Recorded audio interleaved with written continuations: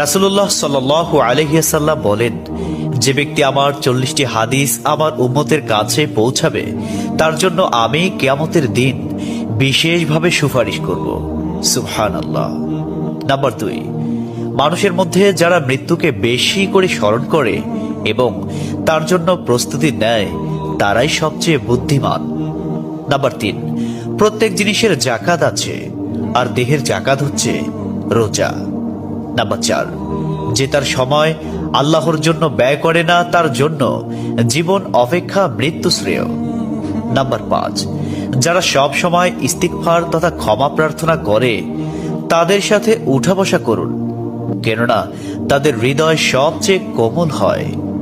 Number 6, তুমি যত সিজদা দিবে আল্লাহ তত গুনাহ তোমার মাফ করে দিবেন। সুবহানাল্লাহ। নাম্বার 7, সূরা ফাতিহা প্রায় 1000 রোগের ওষুধ। নাম্বার